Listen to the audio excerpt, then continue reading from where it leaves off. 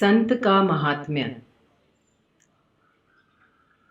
संतों का अस्तित्व समझने के लिए बोझा है ऐसा मैं मानता नहीं हूँ। नकली साधुओं को लोग पहचान नहीं पाते हैं।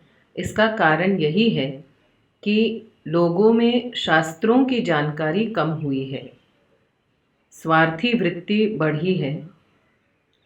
वे चाहते हैं कोई हमारे रुपए दुगुना कर देवे, कोई जादू करके हमारे घरों में रुपयों की बरसात बरसावे। साधक मुमुक्षु कहलाने वालों में भी अधिक संख्या उनकी ही है जो चाहते हैं कि बिना परिश्रम किए ही गुरु महाराज हमें सिद्धियां दे देवें। गोस्वामी जी कहते हैं, संत दर्शन से महान पुण्य होता है। संत पुरुष जंगम तीर्थ रूप है। तीर्थ का फल तो बाद में मिलता है, लेकिन संत समागम का फल तो उसी वक्त मिलता है। ऐसे ही वचन संत समागम के बारे में सब शास्त्रों ने कहा है। अनेक धर्मों में ऐसे ही वचन संतों के बारे में कहे हैं। तो इतने सब धर्मशास्त्र बिल्कुल असत्य बात तो लिखे नहीं। इस विचार से भी, इस बुद्धि से भी प्रत्येक मनुष्य को संत के दर्शन व सत्संग करने का मौका प्राप्त करना चाहिए। प्रयत्न पूर्वक संत के दर्शन समागम और संत की सेवा करने का मौका प्राप्त करना चाहिए। आजकल बुद्धि का युग चल रहा है, तो अब इस पर भी प्रश्न होता है कि साधु कहना किसको, संत किसको समझना। यह प्रश्न होने का यथार्थ कारण भी हो गया है। बहुत से साधु वेशधारी संतों की और भगवानों की भरमार हो रही है इस काल में।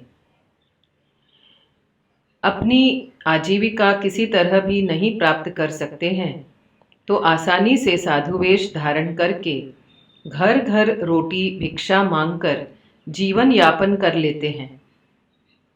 ऐसे भी अधिक संख्या में हैं। इस प्रकार के साधु वेशधारी को संत मानकर उनके दर्शन समागम करोगे तो कोई लाभ नहीं होगा। संत के लक्षणों को पहले खूब समझो। श्री गीता जी में साफ साफ सब लिखा है।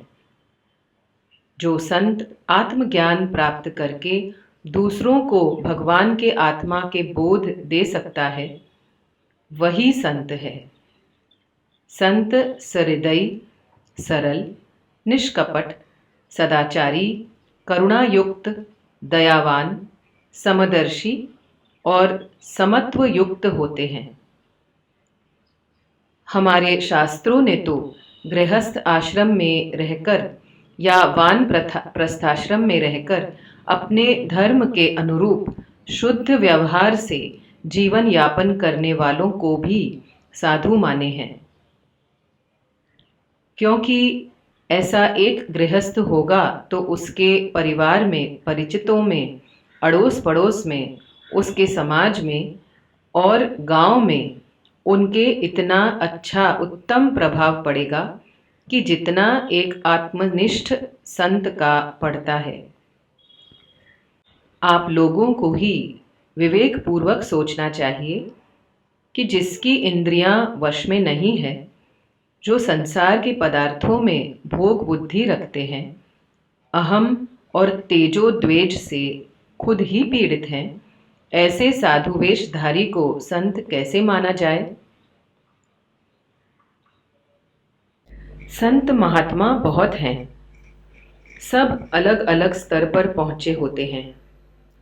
जैसे गृहस्थ आश्रम में रहकर साधना करने वाले पुरुषार्थी जीवात्मा होते ही हैं, ऐसे ही साधु आश्रम में विरक्त दीक्षा से दीक्षित होकर साधना करने वाले संत महात्मा भी होते हैं। श्री रामचंद्राय नमः। श्री पतित पावन चरण कमलेभ्यो नमः।